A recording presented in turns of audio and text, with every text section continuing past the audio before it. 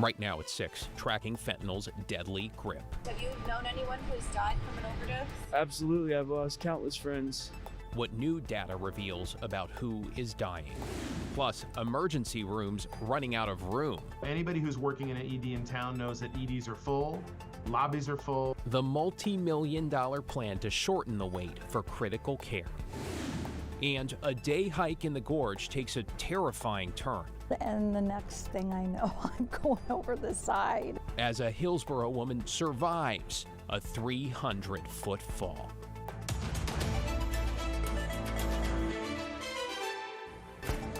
Thanks for joining us. I'm David Molko. First at 6, nearly 900 people have died from fentanyl in Multnomah County over the last 5 years. That is according to a new report that shows the numbers, and for families, the losses have only gone up year after year. Blair Best takes us to a spot where the problem is perhaps most visible.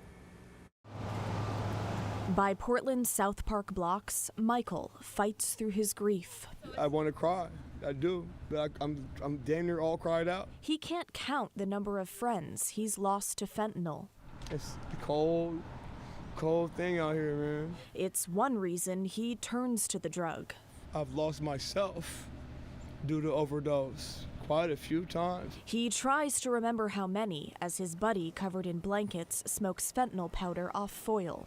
At this point, I would say 6, approximately. Yeah.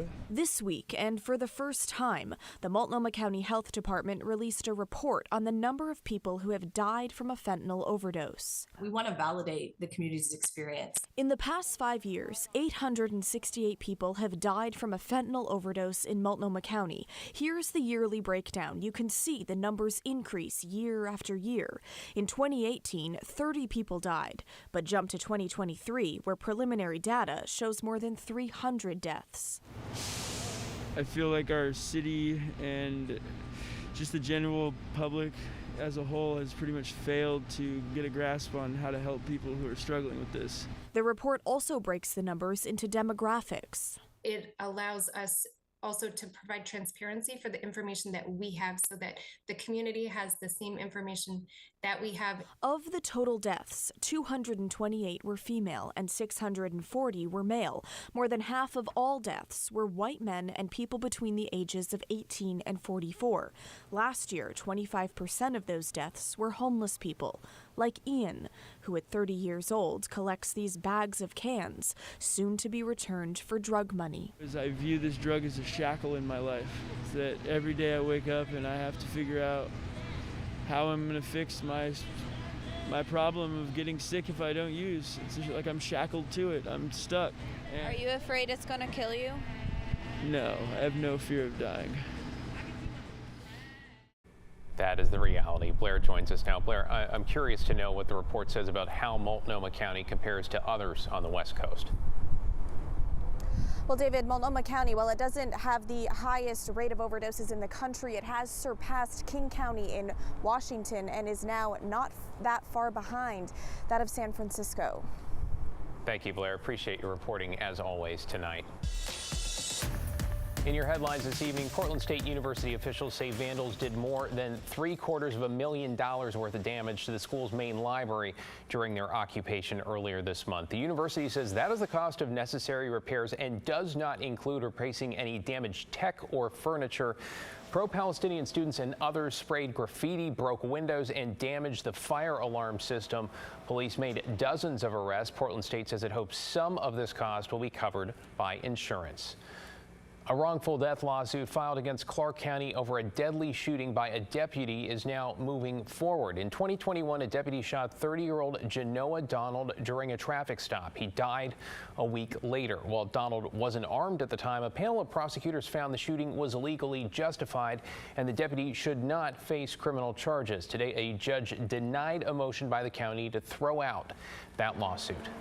Well, 2023 was a particularly deadly year on Washington roads. According to new data released by the state, 810 people died in traffic crashes last year. That's up from 2022 and the most since 1990. Almost half those crashes involved impaired drivers, and cases involving distracted drivers were up 36%, reversing a downward trend. Some lawmakers point to a reduction in law enforcement.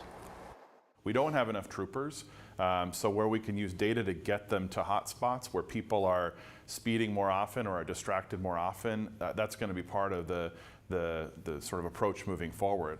Keep in mind, WSP currently has 150 openings for state troopers.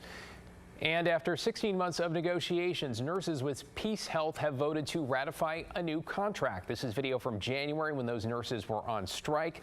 The contract covers nurses who work for Sacred Heart Home Care Services in hospice and home visit nurses.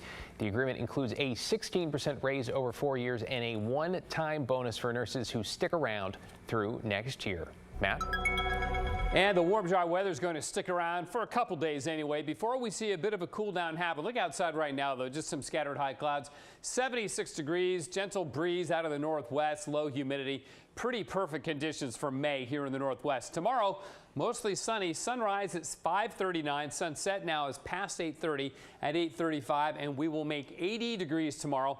That'll be the warmest day of the next week and possibly the next couple of weeks as we see a change towards cooler and potentially occasionally wet weather on the way. But the warmest day tomorrow. Showers on Saturday, but they're going to be light. I don't think we'll get more than a few sprinkles, maybe a little bit of drizzle.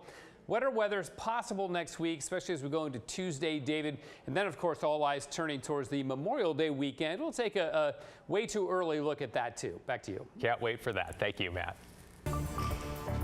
Now at 6, Providence has announced a campaign to significantly expand emergency care at 2 hospitals. An effort says it would allow them to see thousands of more patients every year. Daisy Caballero is live at Providence St. Vincent with the details. Daisy? Yeah, David, we're talking about a $177 million investment. Providence says that this will not only help with their emergency wait times, but also the way doctors care for their patients. There are clearly more people that are needing care than the spaces we have for them.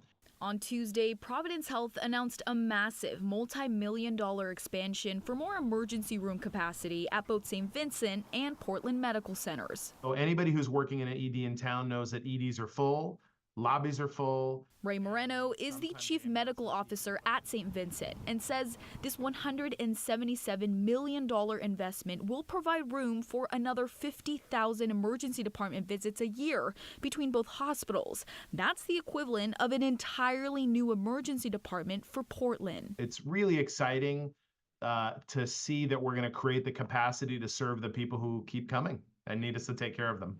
Providence says its Portland hospitals see more than 200,000 patients needing emergency care a year. But it's not just that. Like many medical centers across the nation, Portland is also dealing with overcrowded hospitals. And it's not what we aspire to. It's not what we want for ourselves. So that's why we and other folks are planning on expanding that capacity so that we can take care of more people. According to the Oregon Health Authority, ER wait times in 2022 were on the rise, averaging about 40 minutes, compared to a 15-minute wait time the year prior. And some folks walk into the lobby, they take a look around and they say, wow, this is too full, and then they leave. Moreno says this is the hospital's opportunity to reimagine cardiac care for the future, adding this will save more lives and allow better outcomes in areas of urgent need. This is truly an investment in the community because the community needs that capacity. Now, both hospitals will stay open during the renovation and also the expansion projects, and they're expected to be completed by 2027. David, back to you. Yeah, so still a few years away there. Thank you, Daisy. In Clackamas County, firefighters are going hands-on with virtual reality technology. While it may look a little bit like a video game, it's specifically designed for first responders, with Clackamas Fire only the second fire agency in the country to use this Australian-made program. It is called EmergiSim, short for Emergency Simulation. The VR headsets themselves are available to anyone, though it is the specialty software that's so unique. Most of the simulations are something that we have a hard time practicing on because they're so extreme and so high risk. Well, the simulations include shootings, stabbings, multiple car pileups, and terrorist attacks. The tech, by the way, is funded by a grant from Homeland Security.